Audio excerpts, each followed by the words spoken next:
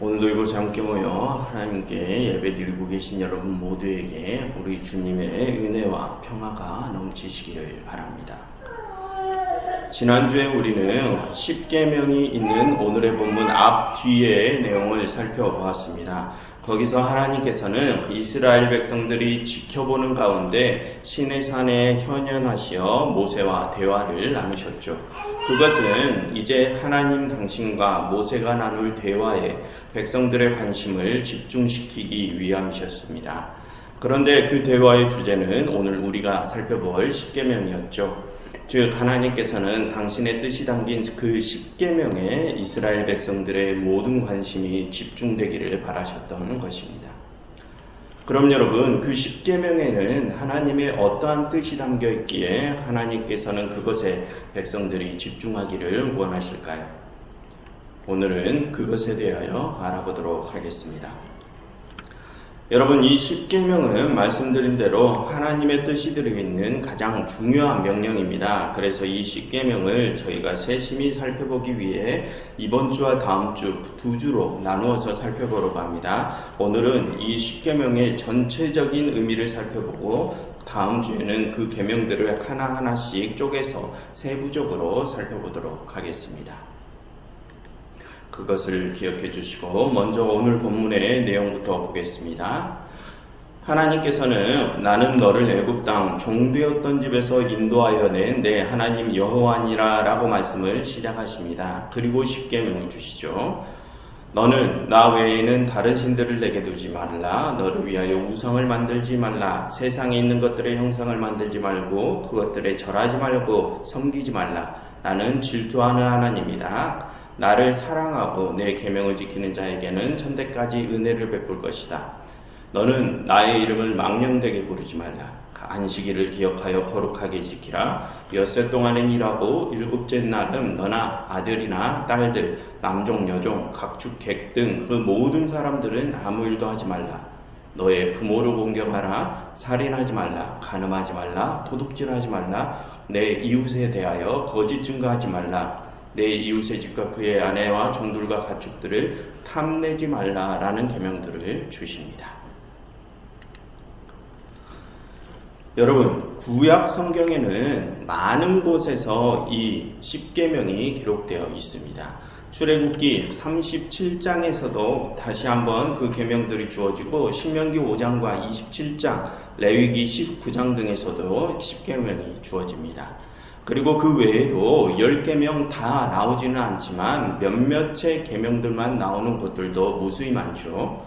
그런데 그 중에서 신명기 5장에 있는 십계명만이 이 출애굽기 20장의 십계명과 비슷한 형태와 내용을 가지고 있고 나머지는 모두 그 형태와 내용이 다 다릅니다.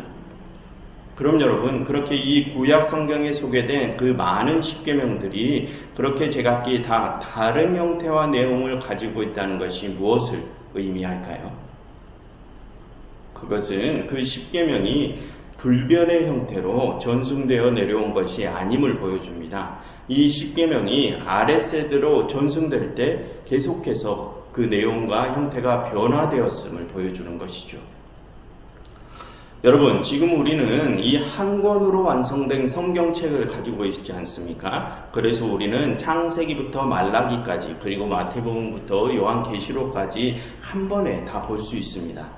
하지만 여러분, 지금 우리가 가지고 있는 이런 형태의 성경이 완성된 것은 구약 성경은 서기 90년경에 완성이 되었고요. 신약 성경은 그보다 한참 뒤인 397년에야 완성이 되었습니다. 그리고 그렇게 성경이 완성된 뒤에도 과거에는 종이가 없었기 때문에 지금처럼 개개인들이 이런 성경책을 가지고 다닐 수가 없었죠. 그럼 여러분, 그렇게 성경이 한 권의 책으로 완성되기 전에는 그 성경에 나와 있는 각각의 이야기들이 어떻게 보존되고 또 전승되어 내려왔을까요? 종이가 생기기 전에 양피지나 파피루스 같은 것에 글을 기록했던 역사들이 있습니다. 그런데 양피지나 파피루스의 기록이 가능했을 때부터는 이스라엘 각 지파들마다 창세기 한 권, 출애굽기 한 권 이렇게 각각 한 권씩 이렇게 보존하고 전승을 했습니다. 그래서 안식일에 회당에 모였을 때만 백성들은 제사장들이 앞에서 읽어주는 그 성경들을 들을 수 있었죠. 그럼 여러분, 그렇게 양피지나 파피루스도 없었던 그 전 시대에는 어떻게 성경의 이야기들이 전해졌을까요? 그렇게 성경을 기록한 어떠한 도구도 없을 때, 그때 이스라엘 백성들은 그 이야기들을 암기하여 입에서 입으로 구전으로 전승했습니다.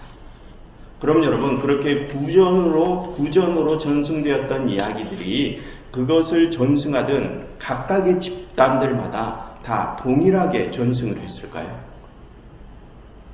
여러분, 이스라엘은 여러 번의 포로기를 거쳤죠. 그 와중에 전 세계로 이스라엘의 백성들이 흩어진 적도 있었고 다시 이스라엘로 귀환할 때도 있었습니다. 또 각 지파들끼리 서로 싸우고 철천지 원수처럼 갈라졌을 때도 있었죠. 그렇게 이스라엘은 수백 년의 시간을 지냈습니다. 그런데 그렇게 오랜 역사적 사건들을 거치면서 각 지파들마다, 그리고 사는 지역도 다 다른 백성들 사이에서 구전으로 전승되었던 성경의 이야기들이 다 동일하게 전승되었을 수 있을까요? 그렇지 않았습니다. 그들은 그 긴 역사 속에서 각 전승 집단들마다 자신들이 처한 상황이나 필요에 따라서 그 이야기들을 변화도 시키고 확장도 시키고 짜집기도 하면서 그렇게 전승을 했습니다. 그래서 같은 이야기를 하더라도 각 성경들마다 그 내용과 형태에 차이가 있는 것입니다. 여러분, 같은 이스라엘 역사라 하더라도 역대기가 말하는 역사가 다르고 열왕기가 말하는 역사가 다르지 않습니까? 그것은 각각의 처한 상황들마다 자기들의 상황에 필요에 따라서 이렇게 변형을 한 것이기 때문입니다.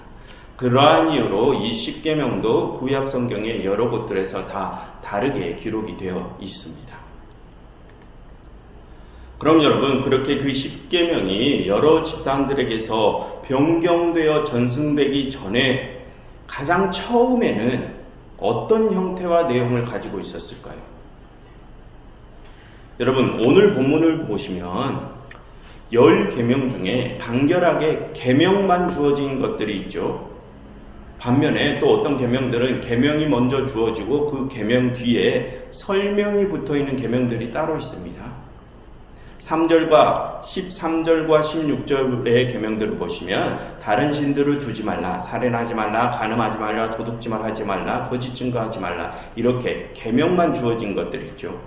그에 반해 4절부터 12절과 17절에 나온 계명들은 먼저 계명들이 주어지고 그 뒤에 부가 설명들이 붙어 있습니다.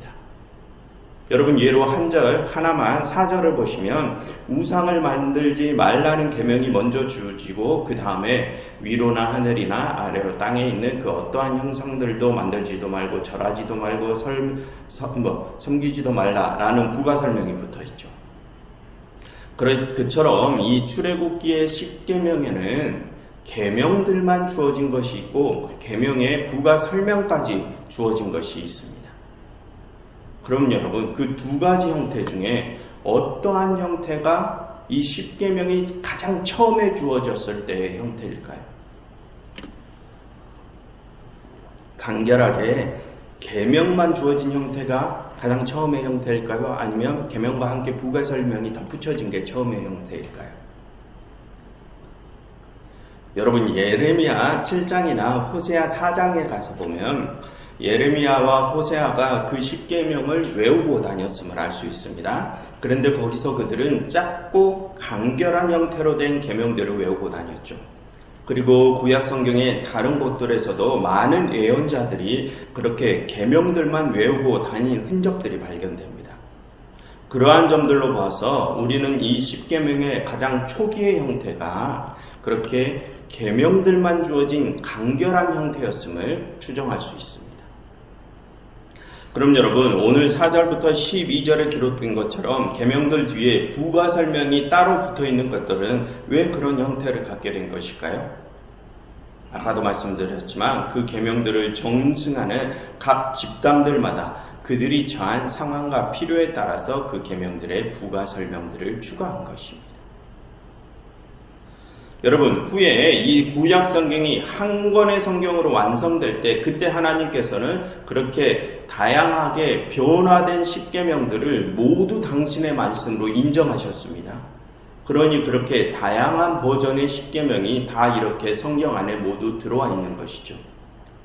그럼 여러분, 그렇게 하나님께서 각각의 이스라엘의 집단들마다 처했던 상황과 필요에 따라서 다양하게 변화된 십계명을 하나님께서 모두 인정하셨다는 것이 무엇을 의미할까요? 그 십계명은 우리 각자가 처한 상황과 필요에 따라서 여러 형태와 여러 방향으로 변경되어 적용될 수 있다는 것입니다. 여러분, 지난번에 하나님께서 아브라함에게 주신 언약이 있고 하나님께서 이 시내산에서 주신 율법이 따로 있다고 했죠. 그런데 아브라함의 언약이 이 시내산 율법의 상위법이라고 했습니다. 그래서 아브라함의 언약에 깃들어 있는 하나님의 본질적인 뜻이 훼손되지 않는 한 그 밑단의 율법들은 상황에 따라서 변화가 가능하다고 했었죠. 지금 이 십계명이 그와 같은 원리입니다. 초기의 십계명은 그 계명들만 간결하게 주어졌습니다. 그 계명들 안에는 하나님의 본질적인 뜻이 담겨져 있죠. 그런데 그것에 붙어있는 부가 설명들은 각 백성들이 처한 상황과 필요에 따라 추가도 되고 변경도 되어 갔던 것입니다. 그럼 여러분, 거기서 중요한 것이 무엇입니까? 그 각 계명들이 말하고자 하는 본질적인 뜻이 무엇이냐 하는 것이죠. 그 본질적인 뜻을 알면 이 십계명을 우리가 처한 상황과 필요에 따라서 적용할 수 있습니다. 그러니 우리는 이 십계명을 볼 때 그 본질적인 뜻을 먼저 깨달아야 합니다. 그럼 여러분, 이 십계명에 담긴 하나님의 본질적인 뜻이 무엇일까요? 이제부터 그것을 알아볼 텐데요. 여러분, 오늘 주어진 이 10계명들을 보시면 그 계명들이 모두 관계적인 성격을 가지고 있음을 알 수 있습니다. 3절부터 7절까지에 있는 계명들, 다른 신들을 너에게 두지 말라, 우상 만들지 말라, 하나님의 이름을 망령되이 부르지 말라라는 계명들은 하나님과의 관계에 관련된 계명들이죠.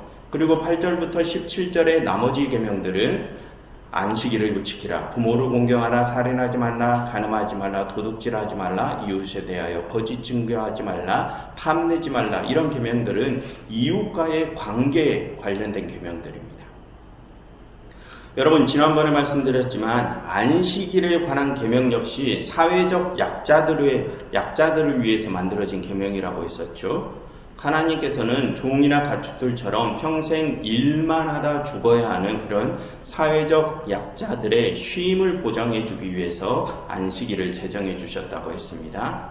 즉, 그 안식일에 관한 계명조차 관계적인 성격을 갖죠. 그처럼 이 십계명은 모두 그런 관계적인 성격을 갖는 계명들입니다. 그렇다면 여러분, 그 계명들이 모두 관계적인 성격을 갖는다는 것은 그 계명들이 무엇을 유지하기 위해 제정되었음을 말해줍니까? 그 계명들은 공동체를 지키기 위해 제정되었음을 말해줍니다. 여러분, 여기서 말하는 공동체란 하나님의 창조 세계 전체를 말합니다. 그 창조 전체 세계, 그 창조 공동체를 말하죠. 여러분, 10계명 중에 안식일에 관한 계명과 부모 공경에 관한 계명을 제외한 나머지 8개의 계명들은 모두 무엇을 하지 말라라는 금지의 명령으로 되어 있죠. 그런데 여러분, 그 8개의 금지 명령들을 보면 공통점이 있습니다. 그 금지 명령들은 공통적인 하나의 목적을 이루기 위해서 공동체원들의 행동을 규제하죠. 그럼 여러분, 그 공통점이 무엇일까요? 그것은 그 금지 명령들이 공동체를 파괴할 만한 행동들로부터 공동체를 지키기 위해 주어진 계명들이라는 것입니다. 여러분, 살인과 간음과 도둑질과 이웃에 대한 거짓 증거와 내 이웃의 소유를 탐하는 일은 모두 어떤 행위입니까? 공동체를 파괴하는 행위죠. 그리고 하나님과 관련된 계명도 마찬가지입니다. 하나님 외에 다른 주인을 두고 하나님의 뜻 외에 다른 우상들을 더 중요하게 생각하고 하나님의 이름을 망령되게 부르는 일은 하나님과 우리의 관계를 파괴하는 일입니다. 그처럼 그 금지 명령들은 모두 공동체를 파괴하는 행동들로부터 공동체를 지키기 위한 명령들입니다. 그럼 여러분, 이 10계명에 담긴 하나님의 본질적인 뜻이 무엇입니까? 우리는 하나님께서 창조하신 이 창조 공동체를, 창조 세계를 지켜야 한다는 것입니다. 그것이 이 10계명에 담긴 하나님의 본질적인 뜻입니다. 여러분, 우리는 이 10계명을 보면 그것이 우리 개개인들의 신앙을 위해서 주어진 것으로 생각을 할 수 있습니다. 물론 그런 면도 있지만 그렇게 개개인들의 행동을 규제하는 것은 하나님께서 창조하신 이 창조 공동체를 하나님께서 보시기에 좋았던 원래의 그 아름다웠던 모습으로 지켜내기 위함입니다. 그래서 우리가 그것을 지켜내기 위해서는 이 10계명을 지켜야 하는데, 여러분, 이 10계명 중 8개의 계명은 무엇을 하지 말라는 금지 명령이라고 했습니다. 그런데 여러분, 그 금지 명령들을 우리가 거꾸로 한번 생각을 해보면 이 10계명에 담긴 또 다른 하나님의 뜻을 알 수 있습니다. 여러분, 내 이웃의 소유를 탐하지 말라를 거꾸로 하면 어떤 명령이 됩니까? 내 이웃의 소유를 존중하라 라는 명령이 되죠. 그리고 내 이웃에 대하여 거짓 증거하지 말라는 명령을 거꾸로 하면 어떻게 됩니까? 여러분, 여기서 이웃에 대한 거짓 증거는 재판과 관련된 용어입니다. 여러분, 고대에 이루어졌었던 대부분의 재판들은 힘 있는 권력자들이 거의 99% 승소하는 재판들밖에 없었습니다. 당시는 지금처럼 과학적인 증거물이 없었던 때라 사람들의 증언에 모든 재판을 의존해야 했습니다. 그러니 당시 돈 있고 힘 있는 자들은 사람들을 매수하여서 그 재판을 자신들의 유리한 쪽으로 끌고 나갔죠. 그래서 그 재판은 그 힘 있는 자들의 승소로 끝이 나게 되어 있었습니다. 그래서 당시는 힘없는 자들에게 공정한 재판이 이루어질 수 없는 구조였죠. 그러니 하나님께서는 그 재판 중에 약하고 힘없는 자들에 대한 거짓 증거를 하지 말라라고 하시는 것입니다. 그럼 여러분, 그 명령을 거꾸로 하면 어떤 명령이 됩니까? 약하고 힘없는 자들에게 공정한 재판이 이루어지도록 하라라는 명령이 됩니다. 그리고 도둑질하지 말라는 명령을 거꾸로 하면 내 이웃의 소유를 또 존중하라는 명령이 되죠. 간음하지 말라는, 배신하지 말라는 뜻인데 원래의 배우자에게 충실하라, 즉 본 공동체, 너가 섞여 있는 본 공동체에 충실하라는 명령이 되고요. 또 살인하지 말라는 타인의 생명을 존중하라라는 명령이 되죠. 하나님과 관련된 계명들, 다른 신들을 두지 말라, 우상을 섬기지 말라, 하나님의 이름을 망령되이 부르지 말라 라는 계명들도 거꾸로 하면 하나님과 그분의 뜻만을 섬기고 하나님의 이름을 찬양하라 라는 명령이 됩니다. 그럼 여러분, 그렇게 거꾸로 생각해본 모든 명령들이 또 공통적으로 말하고자 하는 것이 무엇입니까? 여러분, 우리는 6절에서 그 힌트를 얻을 수 있습니다. 6절을 한번 보시겠습니까? 여러분, 3절부터 6절은 다른 신을 너에게 두지 말고 우상을 섬기지 말라는 명령에 부가 설명이 붙어 있는 것이죠. 하나님과 그분의 뜻에만 관심을 두라는 명령에 부가 설명이 붙은 것입니다. 그런데 6절을 보시면 그 부가 설명이 뭐라고 붙어 있습니까? 나를 사랑하고 내 계명을 지키는 자에게는 천대까지 은혜를 베푸느니라 라고 부가 설명이 붙어 있죠. 그럼 여러분, 우리는 여기서 우리가 다른 신을 두지 않고 우상을 섬기지 않는 것이 하나님에 대한 무엇을 하는 것임을 알 수 있습니까? 하나님을 사랑하는 것임을 알 수 있죠. 우리가 오직 하나님과 그분의 뜻에만 우리의 모든 관심을 두는 것은 우리가 하나님을 사랑하는 것입니다. 여러분, 그와 같이 나머지 우리의 이웃과 관계된 계명들 역시 그 모두가 그 사랑으로 설명되어질 수 있습니다. 여러분, 생명을 소중히 여기는 것은 사랑을 기반으로 나오는 행위죠. 배신하지 않는 것도 내 공동체를 지키기 위한 사랑을 기반으로 나오는 행위들입니다. 이웃의 소유를 존중해주고 약하고 힘없는 이들에 대한 공정한 재판이 이루어지게 하는 것도 모두 그 사랑을 기반으로 한 계명이죠. 그처럼 이 10계명은 모두 그렇게 사랑을 기반으로 한 계명들이라는 공통점을 또 가지고 있습니다. 그래서 우리는 이 10계명에 담긴 하나님의 본질적인 뜻이 그 사랑임을 또한 알 수 있습니다. 여러분, 어떤 한 율법학자가 예수님께 다가와서 율법 중에 어느 계명이 가장 크냐라고 물으시니 예수님께서 뭐라고 대답하셨습니까?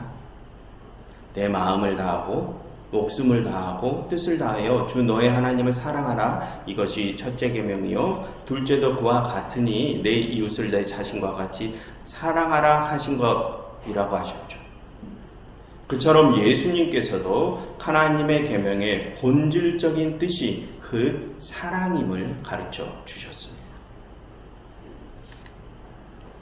그리고 여러분, 마지막으로 이 10계명에서 우리가 또 관심을 가질 부분은 10계명도 그렇고 예수님께서 알려주신 그 가장 큰 계명도 그렇고 그것에는 하나님에 대한 사랑과 이웃에 대한 사랑이 나누어져 있다는 부분입니다. 그래서 여러분, 우리는 하나님에 대한 사랑이 먼저고 이웃에 대한 사랑은 부차적인 것이다, 이렇게 생각하는 경우가 있죠. 하지만 여러분, 이전에 여러 번 말씀드렸지만 10계명도 그렇고 예수님께서 가르쳐 주신 가르침도 그렇고 그 말씀들은 하나님의 사랑과 이웃 사랑이 같은 것임을 말한다고 했습니다. 우리가 우리의 이웃을 사랑하는 것이 우리가 하나님을 사랑하는 것이라고 했었죠. 왜 그렇습니까?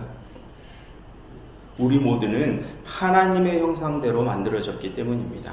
그러니 우리가 우리의 형제와 이웃을 사랑하는 것이 하나님을 사랑하는 것입니다. 여러분, 우리가 어떻게 보이지 않은 하나님을 사랑할 수 있습니까? 그냥 우리가 입으로 하나님을 사랑한다고 고백하면 그것이 하나님을 사랑하는 것입니까? 여러분, 이 성경은 그렇게 우리가 막연히 우리의 생각만으로 사랑하는 것을 사랑이라고 말하지 않습니다. 여러분, 요즘 목요 찬양 집회 때 요한 1서를 강해하면서 계속해서 강조하는 것이 있습니다. 그것은 우리가 사랑을 하는 것은 그렇게 말과 혀로만 사랑하는 것을 뜻하지 않고 행함과 진실함으로 하는 것을 이 성경은 사랑이라고 말한다는 것입니다. 그처럼 사랑은 곧 행하는 것입니다. 그래서 예수님께서는 우리에 대한 사랑을 행하심으로 하나님에 대한 사랑을 증명해 보이셨죠. 그래서 하나님께서는 그것을 증명하신 예수님을 다시 하늘로 불러 올리신 것입니다. 그러니 우리도 역시 우리의 형제와 이웃에 대한 사랑을 행함으로써 하나님에 대한 사랑을 증명해야 하는 것입니다. 그래서 오늘 하나님께서는 이스라엘 백성들에게 10계명을 주시면서 당신에 대한 그 사랑을 그들의 형제와 이웃에게 행하여서 증명하여 보여주시기를 요구하시는 것입니다. 여러분, 그처럼 오늘 하나님께서는 우리에게 이 10계명을 주시며 우리가 서로를 사랑함으로써 하나님에 대한 사랑을 증명하고 그것으로 하나님께서 창조하신 이 창조 공동체, 이 창조 세계를 다시 원래의 그 아름다웠던 모습처럼 지키고 보존하게 하시는 것입니다.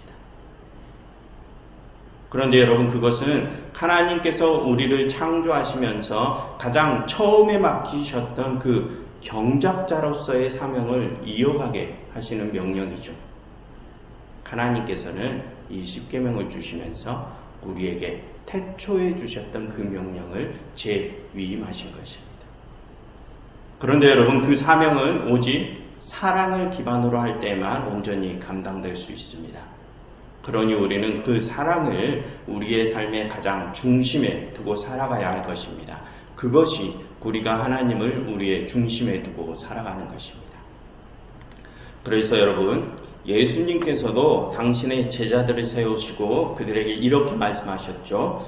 요한복음 13장 34절과 35절의 말씀입니다. 다 같이 함께 읽어보실까요? 화면에 나와 있습니다. 새 계명을 너희에게 주노니 서로 사랑하라. 내가 너희를 사랑한 것 같이 너희도 서로 사랑하라.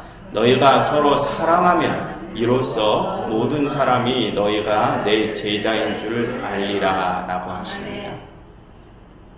우리가 예수님의 진정한 제자가 되는 길, 그래서 우리가 하나님의 뜻을 온전히 이루는 길은 바로 사랑입니다. 그러니 여러분, 사랑하십시오. 가서 힘없고 약한 이웃을 사랑해 주시고 미워했던 형제를 다시 사랑해 주시고 여러분들이 속한 그 모든 공동체원들을 사랑해 주십시오. 그렇게 서로를 사랑하셔서 하나님께서 우리에게 맡겨주신 이 창조 세계를 가장 아름다웠던 그때의 모습으로 다시 회복시켜 주시기를 간절히 바랍니다. 기도하겠습니다. 하나님, 저희의 마음에 당신의 그 한량없으신 사랑을 채워주시사 그 사랑으로 저희가 온 세상을 사랑하며 살아가게 하시옵소서. 그래서 당신의 그 아름다운 나라를 다시 회복시켜 주시옵소서. 예수 그리스도의 이름으로 기도드렸습니다. 아멘.